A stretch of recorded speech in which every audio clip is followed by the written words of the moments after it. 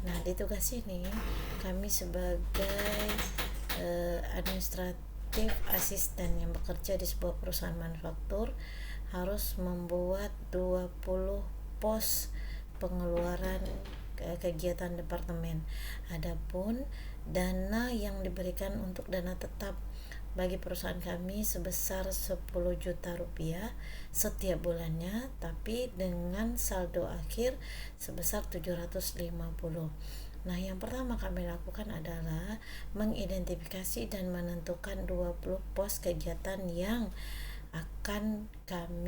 kami butuhkan dalam pemanfaatan dana kas yang ada.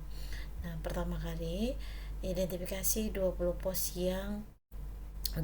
untuk kegiatan departemen.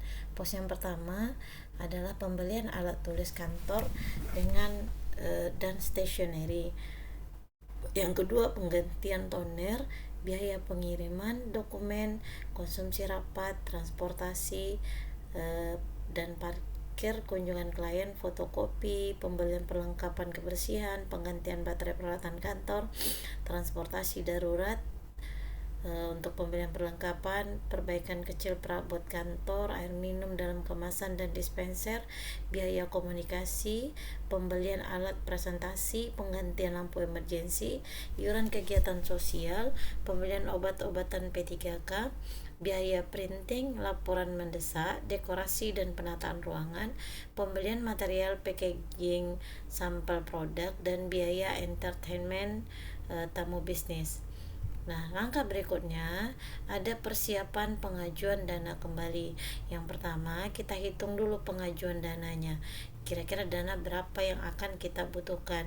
Nah, tadi dijelaskan dana tetap kita setiap bulan adalah sebesar 10 juta rupiah dengan saldo akhir yang dipertahankan adalah sebesar 750.000.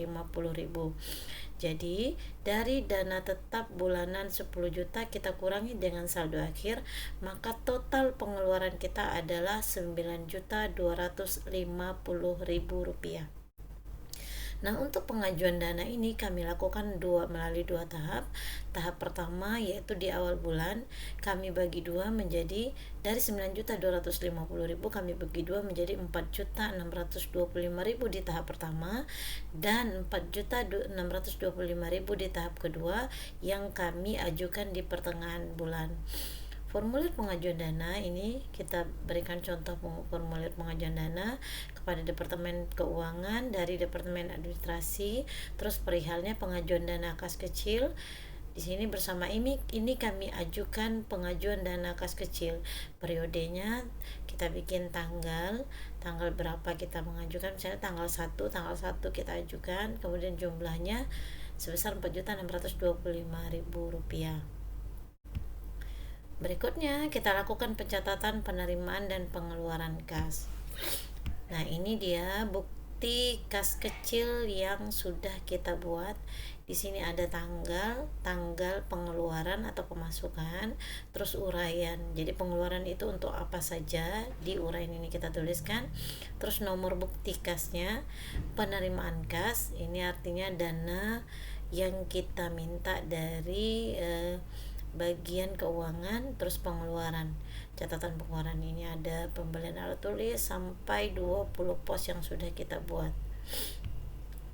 Berikutnya monitoring kondisi kas kecil. Nah, setelah kita melakukan laporan keuangan atau laporan kas kecil tadi, kita harus melakukan monitoring atau memeriksa kembali. Yang pertama, saldo harus sesuai dengan pencatatan. Yang kedua, bukti pengeluaran harus lengkap, kwitansi, faktur. Terus pengeluaran sesuai dengan pos yang sudah ditetapkan. Jadi karena posnya 20, berarti pengeluaran harus sesuai dengan 20 pos yang ada. Terus tidak ada pengeluaran di luar budget. Berikutnya, prosedur pembayaran tunai. Alur pembayaran maksudnya pembayaran kas kecil yang kita minta tadi. Pengajuan permintaan oleh staf dengan mengisi form, terus verifikasi oleh supervisor departemen, pencairan dana oleh administrasi asisten, pencairan bukti atau kwitansi, dan pencatatan dalam buku kas. Jadi penerimaan bukti atau kwitansi bahwa uang ini sudah dibayarkan. Terus formulir permintaan pembayaran. Ini contoh formulir permintaan pembayaran. Departemen, jumlahnya berapa, untuk keperluan apa, disetujui oleh siapa. Ini laporan kas bulanan, laporan kas kecil bulan November. Di sini ada ringkasan kita buat. Yang pertama, saldo awal sebesar 4.625.000. Yang kedua, penerimaan tambahan sebesar 4.625.000. Ini tahap 2 ya. Berarti ini tahap 1, ini tahap 2. Terus total penerimaan adalah 9.250.000 rupiah. Ini mohon maaf, ini ada kesalahan pengetikan, ini kesalahannya. Penerimaan total pengeluaran juga sebesar 9.250.000 rupiah dan saldo akhir sebesar 750.000 rupiah. Nah, ini kita lihat rincian pengeluarannya. Ini 20 pos yang sudah kita tentukan dari awal. Ini jumlah pengeluaran dan ini persentasinya. Terus yang terakhir, analisis dan rekomendasi.